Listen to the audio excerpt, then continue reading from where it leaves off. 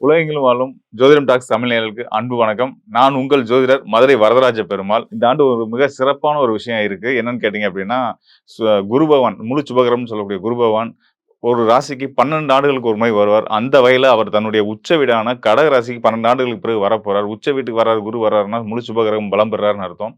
அவர் பலம் பெறும்போது எல்லாருக்குமே கண்டிப்பான முறையில இந்த ஆண்டு சிறப்பா இருக்குன்றத நான் முதவே சொல்லிக்கிறேன். நம்ம இன்னும் துல்லியமா அ வி நம்மளோட காணொளியில ஒவ்வொரு ராசிக்கும் எப்படியான பலன்கள் இருக்க போகுது அப்படின்றத நம்ம பார்க்க போறோம். குருவோட நிலை என்னவா இருக்கு? ஏனைய கிரகங்களோட நிலைகள் உங்களுக்கு என்ன பலன்களை தரப்போறாங்க அப்படின்னு பார்க்க போறோம். கருணைக்கு பேர் போன அன்னை தெரசா மாரியான குணங்கள் கொண்ட ஒரு நபர்கள் யாருன்னு கேட்டீங்கன்னா, நம்ம விருச்ச ராசிக்காரர்கள் தான். பொதுவாவே பார்த்தீங்கன்னா, விருச்ச ராசிக்காரர்கள் வந்து கடுமையா பேசக்கூடியவங்க, ரொம்ப கோவக்காரவங்க அப்படின்னு தான் எல்லாருமே நம்ம தெரிஞ்சு வச்சிருப்போம். நான் என்னடா அவங்க தெரசா கனியா சொல்றேன்னா, அதுவும் தான் உண்மை.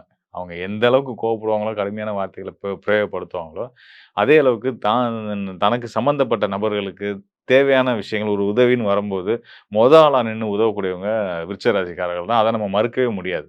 அதாவது பேசுவாங்க, வைப்பாங்க எல்லாம் இருக்கும். ஆனா வந்து ஒரு உதவினா நம்ம அங்க போய் நின்னோம்னா கண்டிப்பா செய்வாங்க. நீங்க வந்து விருச்சிக ராசிக்காரர்கள நண்பர்களா வச்சிருக்கீங்கன்னா, நீங்க உண்மையிலேயே ஒரு யோகமான ஆட்கள்னு அர்த்தம்னு வச்சுக்கோங்களேன். உங்களுக்கு பொருளாவோ, தன்னுடைய உழைப்பாவோ உங்களுக்கான தேவைகளுக்கு உதவக்கூடிய ஒரு நபர்கள் யாருன்னா விருச்சிக ராசிக்காரர்கள் தான். பிரதிபலனே பார்க்க மாட்டாங்க.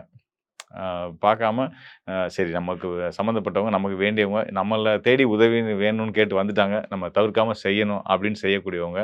இதையும் தாண்டி தெய்வ பக்திக்கு பேர் போனவங்களும், தெய்வ பக்தி இயற்கையாவே இன்பில்டா இருக்கக்கூடிய ஒரு ராசிக்காரர்கள் யாருன்னு கேட்டீங்கன்னா, நம்ம விருச்ச ராசிக்காரர்கள் தான். அன்னை ஆதிசக்தியோட பேரருள் பெற்றவங்க இந்த விருச்ச ராசிக்காரர்கள். இந்த விருச்ச ராசிக்காரர்களுக்கு இந்த 2026ஆம் ஆண்டு எப்படி இருக்க போகுது? அப்படின்றத இப்ப நம்ம பார்க்க போறோம். உங்களுக்கு தாங்க இந்த 2026ஆம் ஆண்டேவும். உங்களுக்காகவே வடிவமைக்கப்பட்ட ஒரு ஆண்டு. காரணம் என்னன்னு கேட்டீங்கன்னா, உங்க ராசிக்கு யோகநாதன் சொல்லக்கூடிய, யோகாதிபதின்னு சொல்லக்கூடிய, தனகாரகன்னு சொல்லக்கூடிய குரு பகவான் இத்தன நாள் 8ல மறைஞ்சு கிடந்தாரு.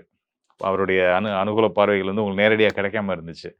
இப்போ அடுத்ததா இந்த 2026ல மே 26ஆம் தேதி அவர் வந்து உங்களோட ராசிக்கு பாக்கியஸ்தானமான 9ஆம் இடத்துக்கு கடக ராசிக்கு வரப்போறாரு. அந்த பாக்கியஸ்தானம்னு சொல்லக்கூடிய உங்களுடைய பாக்கியஸ்தானம்னு சொல்லக்கூடிய கடக ராசி வந்து பார்த்தீங்கன்னா, சந்திரனுடைய வீடு. அந்த சந்திரனுடைய வீடு தான் குரு உச்ச பலம் பெறக்கூடிய வீடு. அந்த சந்திரனுடைய வீட்ல குரு உச்ச பலம் பெறாரு இல்லையா? அது வந்து எத்தனை ஆண்டுகள் ஒரு முறை நடக்கும்னா, 12 ஆண்டுகளுக்கு ஒரு முறை நடக்கும். கிட்டத்தட்ட 12 வருஷத்துக்கு அப்புறம் அவர் வந்து உங்களுடைய அ பாக்கியஸ்தானத்துக்கு வரப்போறாரு. அங்க இருந்து உங்களுக்கு ராசிக்கு பார்வை குடுக்க போறாரு. தன்னுடைய முதல் பார்வையான 5ஆம் பார்வைய உங்க ராசிக்கு குடுக்க போறாரு. ராசிக்கு குரு பார்வையே கிடைச்சிருச்சு. இதுக்கு மேல என்னங்க நமக்கு சிறப்பு வேணும்? குரு பார்க்க கோடி நன்மை. உங்களுக்குள்ள அவ்வளோ ஒரு பாசிட்டிவிட்டி வரும். இது நாள் வரைக்கும் ஒரு பயம் இருக்கலாம், கலக்கம் இருந்திருக்கலாம். என்ன செய்ய போறோம்? ஏது செய்ய போறோம்? காசுக்கு என்ன பண்ண போறோம்? நம்ம நற்பெயருக்கு களங்கங்கள் எதுவும் வந்துருமோ? சிக்கல்கள் வந்துருமோ?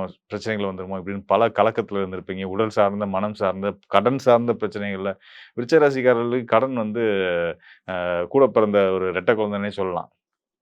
நீங்க வளர, வளர கடன் வளர்ந்துகிட்டே இருக்கும். இந்த மாரி கடன் ஆனா அதையெல்லாம் தாண்டி வந்துருவீங்க. அதுக்கு உங்களுக்கு வந்து குருவுடைய பேரருள் எப்பயுமே உண்டு அப்படின்னு தான் சொல்லிக்கிறேன்.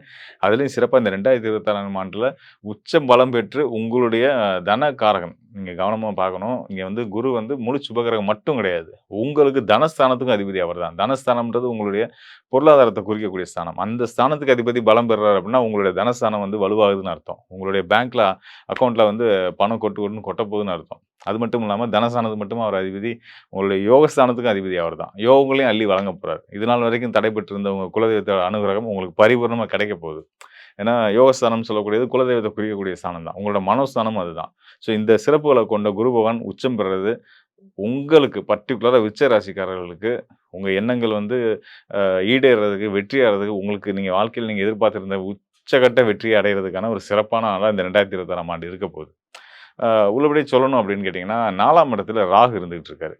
ராகு இருக்காரு, சனி இருக்காரு. அடுத்தது சனி வந்து உங்களுக்கு வந்து 5ஆம் இடத்துக்கு போயிடுவாரு. இருந்தாலும் ராகு 4ஆம் இடத்திலே தான் தொடரப் போறாரு. வந்து அர்த்தாஷ்டம சனின்றது சனி 8ஆம் இடத்துல இருந்தா அஷ்டம ஸ்தானத்துல இருந்தா சனி என்ன தொந்தரவுகள குடுப்பாரோ, அதுல பாதி அளவு தொந்தரவுகள் 4ஆம் இடத்துல இருக்கும்போது செய்யும்.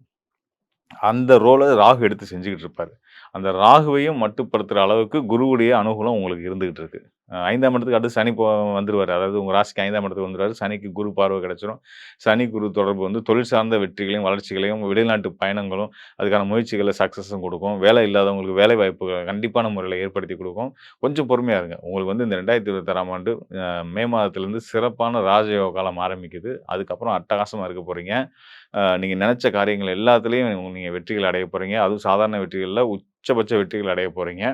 இந்த 2026ஆம் ஆண்டு உங்க எதிர்காலத்துக்கான மிக சிறந்த அடித்தளம் அமைச்சு கொடுக்கக்கூடிய ஒரு பக்காவான, அற்புதமான ஆண்டு அப்படின்றத நம்ம எந்த சந்தேகமும் வேண்டியதில்ல. மேலும் நீங்க வழிபட வேண்டிய தெய்வங்கள் அப்படின்னு பார்த்தீங்கன்னா, பக்தி ரொம்ப ரொம்ப முக்கியம். அதாவது நம்மளுடைய கிரகச் சூழல்கள், கோச்சார நிலைகள் நல்லா இருந்தாலுமே கூட, அதை இன்னும் மேம்படுத்தி, இன்னும் சிறப்பாக்கிக்கிறதுக்கு பக்தி ரொம்ப அவசியமா இருக்கு. கண்டிப்பான முறையில விருச்சிக ராசிக்காரர்கள் உக்கிரமான பெண் தெய்வ வழிபாடு, அதாவது நம்ம பராசக்தி, காளியம்மன், அப்புறம் துர்க்கை அம்மன், விஷ்ணு துர்க்கை இவங்களெல்லாம் வழிபடலாம். அது போக வந்து வாராகி வழிபாடு பண்ணலாம். இதன் மூலியமாலாம் விருச்சிக ராசிக்காரர்களுக்கு இன்னும் உங்களுடைய சிறப்பு பண்புகளும், சிறப்பு தன்மைகளும் பெருகி, உங்களுக்கு வாழ்க்கையில சிறந்த யோகங்கள் உங்களுக்கு கிடைக்கும் அப்படின்றத நம்ம தெரிவிச்சுக்கிறேன். மேலும் வந்து முன்னாடியே சொன்ன மாரி தாராள குணம், தயாள குணம், இரக்க குணம் கொண்ட நீங்க எப்பயுமே யாருக்கும் உதவி செய்றதுல தயங்காத ஆள் தான். அத தொடர்ந்து செய்துட்டே இருங்க. இன்னும் கூடுதல் சிறப்பா அன்னதானம், திரவ உணவுகள தானமா குடுக்குறது, இதையும் செஞ்சுட்டு வாங்க. உங்க வாழ்க்கை ரொம்ப சிறப்பாவே இருக்கும். இந்த 2026ஆம் ஆண்டு மட்டும் இல்லாம, இந்த 2026ஆம் ஆண்டு உங்களுக்கு குடுக்கக்கூடிய யோகங்கள் உங்க வாழ்நாள் முழுவதும் தொடரும் அப்படின்றத நான் சொல்லிக்கிறேன். மேலும் இந்த 2026ஆம் ஆண்டு எல்லா ராசிக்காரர்களுக்கும் மிக சிறந்த யோகத்த குடுக்கப் போகுது. இந்த ராசி, அந்த ராசின்றத தாண்டி எல்லா ராசிக்குமே 2026ஆம் ஆண்டு ஒரு யோக காலம் அப்படின்றது உச்சபட்சமான வெற்றிகளையும், ஜாக்பாட் யோகங்களையும் குடுக்கக்கூடிய ஒரு அற்புதமான காலம் அப்படின்றத நம்ம வந்து அடிச்சு சொல்ல முடியும். அதுக்கான காரணங்கள் நம்ம முன்னயே சொன்ன மாரி வந்து பார்த்தீங்கன்னா, 12 ஆண்டுகளுக்கு பிறகு குரு உச்ச பலம் பெறப் போறாரு. 30 ஆண்டுகளுக்கு பிறகு மீன ராசியில சனி பகவான் வந்து அமரப் போறாரு. ஸோ அந்த ஆண்டு கிரகங்கள்ல அதிகமான காலங்கள் ஒரு ராசிக்கு மீண்டும் வர்றதுக்கு எடுத்துக்கக்கூடிய கிரகங்கள் பார்த்தீங்கன்னா, சனி, நம்ம ஒரு குரு இவங்க தான். ஸோ இதில வந்து சனி வந்து 12 ஆண்டுகளுக்கு பிறகு ஒரு ராசிக்கு வந்து அவர் உச்ச பலம் பெறுறது. தன்னோட உச்ச வீட்டுக்கு வந்து கடக ராசிக்கு வந்து தன்னோட நட்பு வீடு. கடக ராசி வந்து குரு பகவானுக்கு ரொம்ப பிடிச்ச வீடு. ஸோ அங்க தான் அவர் உச்ச பலம் அடையறாரு. ஸோ அது வந்து ரொம்ப சிறப்பு. அதாவது எல்லோரோட மனசுலயும் வந்து அமைதியும், சாந்தியும், நிம்மதியையும் குடுக்கக்கூடிய விஷயத்த குரு பகவான் செய்யப் போறாரு. ஸோ அதான் இங்க நடக்கக்கூடிய ஒரு நல்ல விஷயமா இருக்கு. இந்த குரு பகவான் வந்து நம்ம தனிப்பட்ட ஜாதகம், தனிப்பட்ட நபர்கள் அப்படின்றத தாண்டி உலகளாவிய அளவிலேயே வந்து பார்த்தீங்கன்னா, நாடுகளுக்குள்ள இருக்கக்கூடிய பதட்டங்கள், சங்கடங்கள் இதெல்லாம் தீர்க்கப் போறாரு. அது மட்டும் இல்லாம இயற்கை சீற்றங்கள், பேரிடர்கள் இதனால வந்து நெறைய பேர் துன்பப்பட்டுட்டு இருப்பாங்க, கஷ்டப்பட்டுட்டு இருப்பாங்க. வறுமையினால கூட சில நாடுகள்ல வந்து சிக்கல்கள், பிரச்சனைகள்லாம் இருந்துட்டு இருக்கு இல்லையா? அது எல்லாமே கூட மாறக்கூடிய ஒரு அற்புதமான ஆண்டு இந்த 2026ஆம் ஆண்டு. இந்த தசாப்தம், இந்த 10 வருஷம் அப்படின்னு எடுத்துக்கிட்டோம்னா, 2020லேருந்து 2030 வரைக்குமான இந்த காலத்தில, இந்த 2026ஆம் ஆண்டு மிக சிறந்த, உன்னதமான ஒரு யோகமான ஆண்டு அப்படின்றதுல எந்த சந்தேகமும் வேண்டியதில்ல. காரணம் குரு பகவான் உச்ச ஸ்தானத்துக்கு வர்றது தான். இதுக்கு அடுத்ததா குருவுடைய பயணங்களும் ரொம்ப சிறப்பாவே இருக்கு. அடுத்தடுத்த ஆண்டுகளுமே வந்து பார்த்தீங்கன்னா, அவர் நல்ல நிலைக்கு தான் வர்றாரு. அசுப கிரகங்கள செயல்பட முடியாத அளவுக்கு தடுக்கிற நிலையில குரு பகவான் இருந்துட்டே தான் இருக்க போறாரு. ஸோ குரு தான் இன்னைக்கு நம்ம ஹீரோன்னு வச்சுக்கோங்களேன். இந்த ஆண்டோட ஹீரோ குரு பகவான் தான். குருவால சிறப்பு பலன்கள பெறக்கூடிய ராசிகள் எல்லா எல்லா ராசிகளையும் தாண்டி நான் எல்லாருக்குமே அது கிடைக்கும் அப்படின்னு சொல்லியிருக்கேன். ஒரு நல்லவன் உச்சம் பெற்றா எல்லாத்துக்கும் நல்லதுங்க. அதுல எந்த சந்தேகமே கிடையாது. மலை போல இருக்கக்கூடிய பிரச்சனைகள் ஆகட்டும், எவ்வளோ பெரிய பிரச்சனைகள் ஆகட்டும், தீராத பிரச்சனைன்னு நெனச்சிட்டு இருக்கலாம். ஒருத்தர் வந்து கடன் சார்ந்த விஷயங்கள் இதுலருந்து எப்படி மீள போறேன் அப்படின்னு நெனச்சு பயந்துகிட்டு இருப்பீங்க. ஒரு சிலர் ஆரோக்கியம் சார்ந்த பிரச்சனைகள்ல இதுல இந்த இந்த இந்த சிக்கல்ல இருந்து நான் எப்படி மீள போறேன்னு தவிச்சிட்டு இருப்பீங்க. எல்லாத்துக்குமே விடிவு கிடைக்கக்கூடிய ஒரு அற்புதமான ஆண்டா இந்த 2026ஆம் ஆண்டு இருக்கு. இந்த ஆண்டுல நீங்க எடுக்கக்கூடிய எல்லா நல்ல முயற்சிகளும் உங்களுக்கு வெற்றிகள குடுக்கும் அப்படின்றத சொல்லிக்கிறேன்.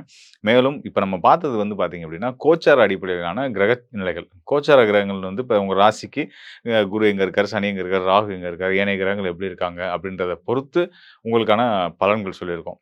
இது வந்து கோச்சாரம் ஒரு பக்கம் அப்படின்னாலும், உங்களுடைய தனிப்பட்ட ஜாதகம்.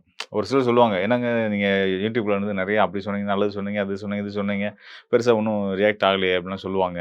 அப்ப வந்து என்ன காரணமா இருக்கும் அப்படின்னு கேட்டீங்க அப்படின்னா, அவங்களோட தனிப்பட்ட சுய ஜாதகம். சுய ஜாதகத்துல அவங்களுக்கு நடந்துட்டு இருக்கக்கூடிய தசா புத்திகள், அவங்களுடைய லக்னம், ஏன் அவங்களுடைய அந்த பிறந்த நேரத்துல அவங்களுடைய ஜாதகத்தின் அடிப்படையில் இருக்கக்கூடிய கிரகச் சூழல்கள், இதெல்லாம் பொறுத்து பலன்கள் கண்டிப்பான முறையில மாறுதல் இருக்கும். ஸோ, அப்ப நம்ம எப்படி பலன் சொல்லணும் அப்படின்னா, சுய ஜாதகத்தையும் எடுத்துக்கிறணும், கோச்சாரத்துல தற்காலத்துல கிரக நிலைகள் எப்படி இருக்குன்றதையும் எடுத்துக்கணும். 2யும் கலந்து தான். இன்னும் சொல்லணும்னா, ஜோதிடம் அப்படின்றது வந்து பார்த்தீங்கன்னா, 3 நிலைகள்ல இயங்கக்கூடியது. விதி, மதி, கதி அப்படின்ற நிலைகள்ல இயங்கக்கூடியது. இதுல விதி அப்படின்றது வந்து லக்னம். நம்ம பிறந்த நேரத்தின் அடிப்படையில நம்ம 12 ராசிகள்ல ஒரு ராசி நம்ம லக்னமா வரும். அந்த ராசிய அடிப்படையில வச்சு சொல்ல வேண்டியது முதன்மையான விதி. அதுக்கு அடுத்ததா மதி. அதாவது நம்ம சந்திரன் இப்போ இந்த கோச்சார பலன்கள் சொல்றோம் இல்லையா?